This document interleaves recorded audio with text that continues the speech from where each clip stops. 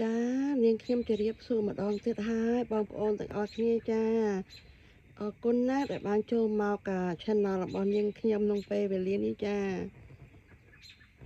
ឥឡូវនេះក្តៅណាស់បងប្អូនអើយហើយថ្ងៃក៏បើកល្អទៀតចាសូមផ្ញើសេចក្តីនឹករលឹកពីនាងខ្ញុំផងបងប្អូនទាំងអស់គ្នា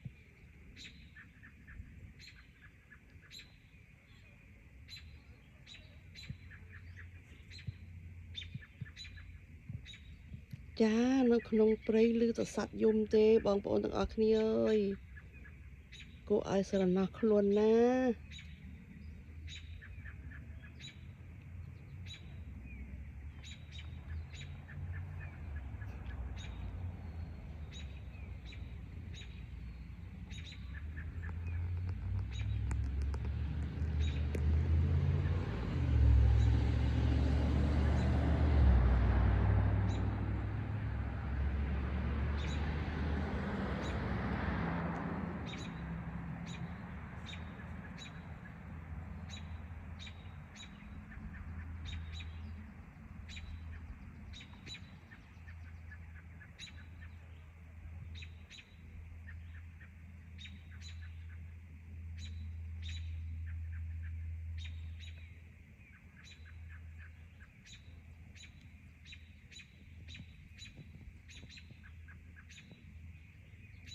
ហើយផ្កានេះវាទៅនឹងរីកចាបានខ្ញុំធ្វើវីដេអូផ្កាកំពុងរីកចា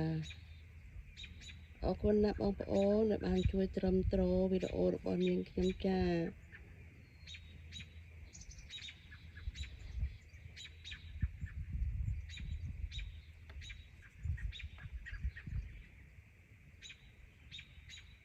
បងប្អូនលឺបងប្អូនគឺសម្បូរសត្វយំណាបងប្អូនអើយ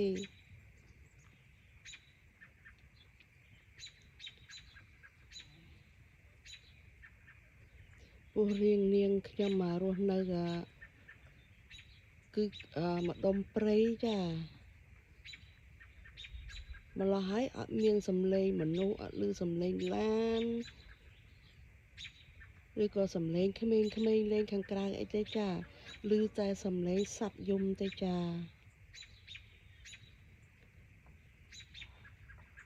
ហើយនេះខ្ញុំថតប្រហែលជាម៉ោង12ថ្ងៃចា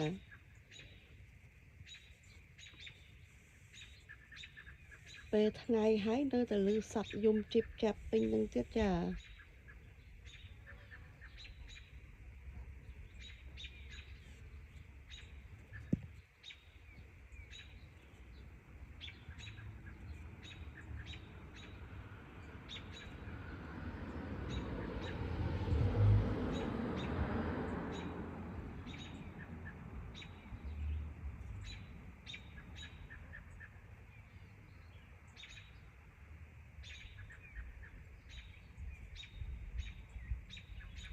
ជម្រាបលាទាំងអស់គ្នាបងប្អូន